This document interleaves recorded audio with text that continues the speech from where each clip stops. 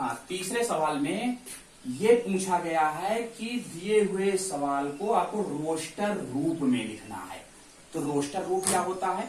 Roster रूप का मतलब होता है कि दिए हुए सवाल को आपको मझले कोष्ठक के अंतर्गत, जैसे कि हम समुच्चय में लिखा करते हैं, वही समुच्चय की विधि पर हमको लिख देना है। जैसे ये a बराबर ये बात लिखी है और a बराबर हमने इसका जो है मझले कोष्ठक में लगा दिया। अब कहा गया है x is such that x एक पूर्णांक, और जहां पर x डिफाइंड किया गया है कि -3 से बड़ा हो किंतु 7 से छोटा हो। तो इसका अर्थ हम यहां से निकालते हैं। इसका मतलब है कि जो x का वैल्यू यहां पर हमें लिखना है उसे एक समुच्चय के द्वारा लिखना है, मतलब एक समुच्चय निर्मित हो जिससे कि अर्थात 3 से बड़ा हो 7 से छोटा। तो -3 से बड़ा क्या होगा? -2 होगा, -1 होगा, इसके बाद 0, फिर 1, 2, 3, 4, 5 और 6, क्योंकि 7 से छोटा होगा तो 7 से छोटा 6 तक ही होता है। अर्थात ये रोस्टर रूप में a बराबर मझले कोष्ठक के अंदर ये रोस्टर में लिख गया। ये आपका इसका जवाब हो गया। अगला सवाल जैसे हमने आपको लिखा है E बराबर ट्रिग्नोमेट्री शब्द लिखा है। अब इस ट्रिग्नोमेट्री को रोस्टर रूप में लिखना है। तो रोस्टर का मतलब है, हम फिर से ये मझला कोष्ठक लगाएंगे और मझला कोष्ठक के अंतर्गत ये ट्रिग्नोमेट्री शब्द में जितने भी वर्णमाला आए हुए हैं, जितने भी ये अंग्रेजी के ये स्पेलिंग है, इन सभी स्पेलिंग को हम एक एक करके यहां पर लिखते। तो और इसके बाद ध्यान ये देते हैं कि किसी भी वर्णमाला की पुनरावृत्ति ना हो, अर्थात यदि एक बार हम लिख डाले हैं तो उसको हम दोबारा पुनरावृत्ति उसकी नहीं करेंगे। तो जैसे अब यहाँ पर T है तो हम ये T लिख दिए, इसके बाद R है, R हम लिख दिए, इसके बाद I है, I हम लिख दिए, कामा, G है, यहाँ पर G हम लिख दिए, O है, O हमने लिख दिया, N है, N हमने लिख दिया, O। अब फिर से अगर लिखते हैं तो ये पुनरावृत्ति हो जाएगी, इसलिए इस O को हम नहीं लिखेंगे। M है, M हमने यहाँ पर लिख दिया, E है, E को भी हमने यहाँ पर लिख दिया। इसके बाद T अगर लिखते हैं तो फिर से उसकी पुनरावृत्ति हो जाएगी, इसलिए T छूट जाएगा। R यदि लिखते हैं तो फिर से R की भी पुनरावृत्ति हो जाएगी, क्योंकि R यहाँ पर हम लिख चुके हैं इसलिए R को नहीं लिखेंगे। Y है, Y को हम लिख दिए और एक वर्ण से दूसरे वर्ण में ये कामा लगा दिए।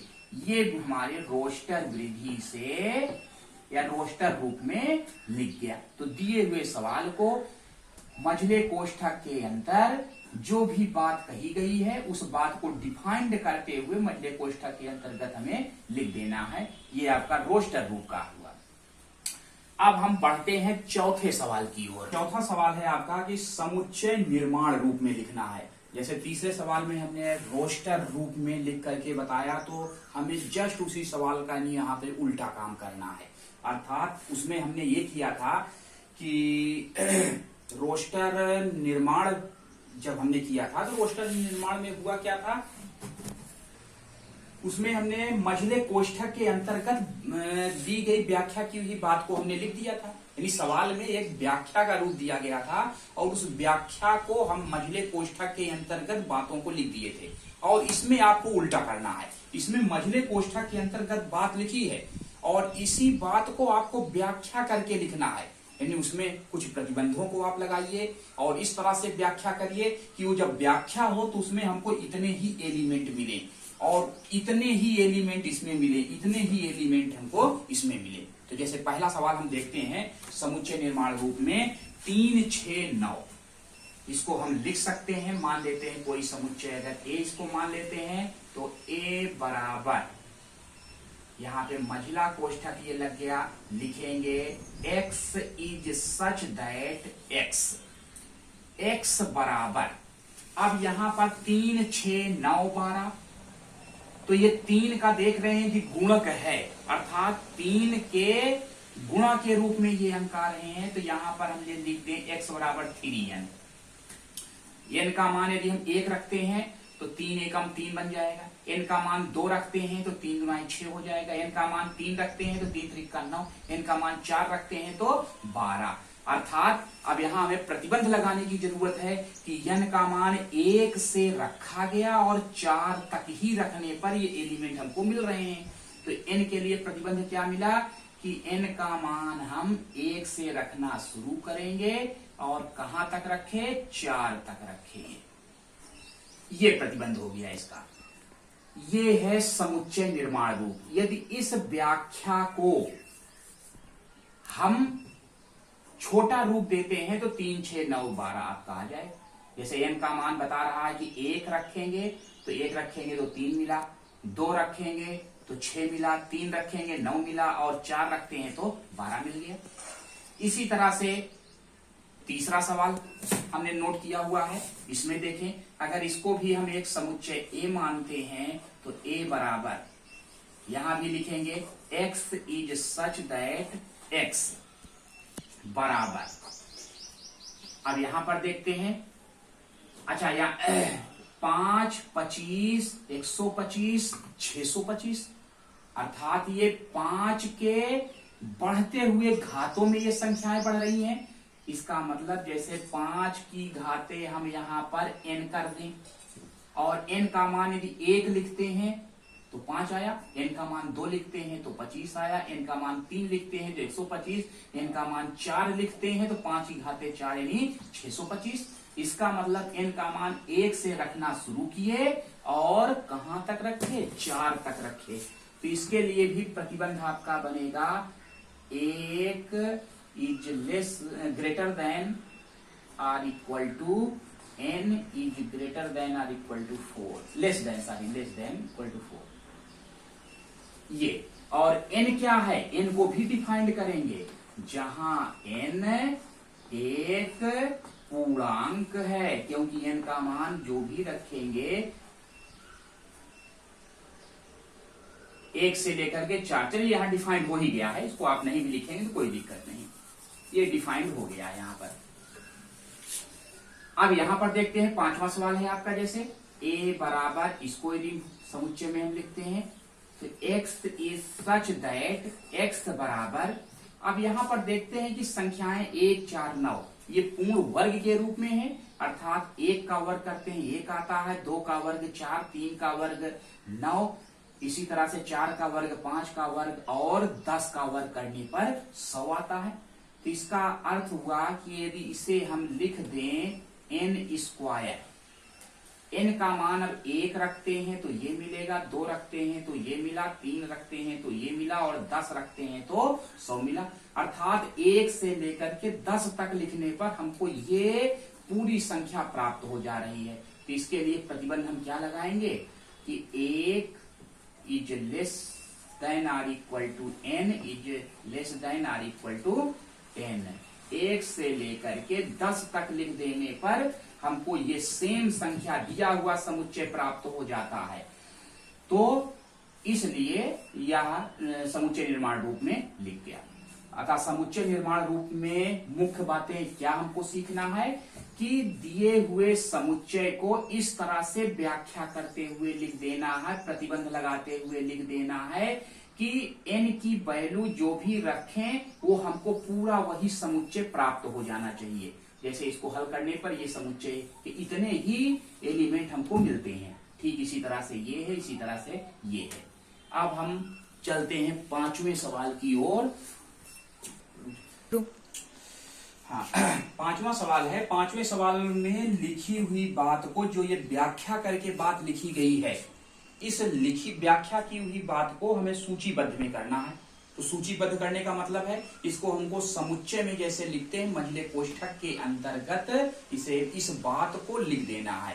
यानी ये जो व्याख्या करके लिखी गई है, व्याख्या से जो निष्कर्ष निकलता है पढ़ लेने के बाद, उसी को हमें एक मझले कोष्ठक के अंतर्गत लिख देना है। जैसे हम पहले सवाल को देखते हैं। पहले सवाल में कहा गया x इज सच दैट एक विषम प्राकृतिक संख्या है। तो विषम प्राकृतिक संख्या मान लेते हैं, इसको समुच्चय हम a से प्रदर्शित करते हैं। तो a इक्वल टू एक विषम प्राकृतिक संख्या। तो विषम संख्या हम जानते हैं, जैसे 1, 3, 5, 7, 9। अब चूंकि इसकी कोई अंतिम संख्या नहीं बताई गई, तो अंतिम संख्या नहीं बताई गई तो इसलिए आप इसे डॉट डॉट डॉट दिखा दीजिए कि विषम प्राकृतिक संख्या का जिक्र किया गया, तो विषम प्राकृतिक संख्या 1 से लेकर इसी तरह से प्राप्त होती रहेगी। अब ये हमारा ये सूचीबद्ध हो गया, यही हमारा इसका जवाब। दूसरा सवाल अगला हमने जैसे लिखा हुआ है, x is such that x low L शब्द का एक अक्षर है। अब ये जो व्याख्या करके लिखा गया है, इसी व्याख्या को आपको छोटे रूप में लिख देना है, नहीं केवल समुच्चय के रूप में लिख देना है, अर्थात मझले कोष्ठक के अंतर्गत लिख देना है। यदि इसको आप बी मानते हैं तो ये बी इक्वल टू, यदि कोई समुच्चय बी है तो बी इक्वल टू लोयल शब्द। अब जैसा कि इसके पूर्व हमने उदाहरण दिया था कि कोई भी शब्द आया हो उसमें से हर एक वर्ण को यहाँ पर अलग अलग लिखते हैं, लेकिन कोई भी वर्ण को रिपीट नहीं करते, दोहराते नहीं है। जैसे यहाँ पर एक यल आ गया, दूसरा ओ आ गया, गामा तीसरा वाई आ गया और चौथा ए आ गया। यदि हम पुनः एल को लिखते हैं तो एल का उच्चारण हम एक बार कर चुके हैं, 2 बार आ जाएगा, तो 2 बार नहीं होना चाहिए, एक ही बार इसका प्रयोग होना चाहिए। इसलिए ये सूचीबद्ध या समुच्चय विधि में LOYA निमझले कोष्ठक के अंतर्गत आपको इस तरह से बात को लिख देना है। अब हम बढ़ते हैं 6वें सवाल की ओर आपके टेक्स्ट बुक का। तो शुरू सवाल नंबर 6 में आपको मैचिंग करना है। तो मैचिंग करने में 2 पार्ट बने हुए हैं, पहला पार्ट और दूसरा पार्ट। तो जैसा कि अब तक के सवालों में जितने भी विधि आपको बताए गए, उन्हीं विधियों से आपको पार्ट ए और पार्ट बी में मैचिंग करवाना है कि कौन किससे मैच कर रहा है। जैसे आपके टेक्स्ट बुक में पहले में दिया है 1, 2, 3, 6, यानी 1 से लेकर के 4 सवाल पहले पार्ट में और दूसरे ग्रुप में भी ABCD, इनमें से पहले का मिलान किससे होता है, दूसरे का मिलान किससे होता है, इन्हीं को बताना है। तो 1, 2, 3, 6 और बी तरफ हम देखते हैं तो बी में जैसे एक दिया है x is such that x एक प्राकृतिक संख्या और 6 की भाजक है। तो इसमें हम देख रहे हैं दूसरी तरफ व्याख्या विधि से लिखा गया है, व्याख्या करके लिखा गया है, और पहले में केवल समुच्चय विधि से लिखा गया है। तो 1, 2, 3, 6 एक प्राकृतिक संख्या हम जानते हैं और 6 की भाजक है, अर्थात जितनी भी संख्याएं हैं उनसे भाग देने पर 6 आपका पूरी तरह से कट जा रहा है। तो इसका मतलब है कि पहले का संबंध सी से है, यानी पहले का मिलान आपको सी से कर देना है। तो इसी तरह अन्य सवालों का मिलान आप करिएगा, जहां कठिनाई हो उसको आप हमें कमेंट के माध्यम से अवगत जरूर कराइएगा, जिससे कि हम अपने अगले वीडियो में आपकी इन कठिनाइयों को दूर करते हुए निवारण कर सके। तो इसी के साथ ही हम आपको गृह कार्य के लिए कुछ सवालों को भेज रहे हैं। आप अपने टेक्स्ट बुक से और सवालों को पूरा करिएगा। ये प्रश्नावली आपकी यहीं से समाप्त होती है।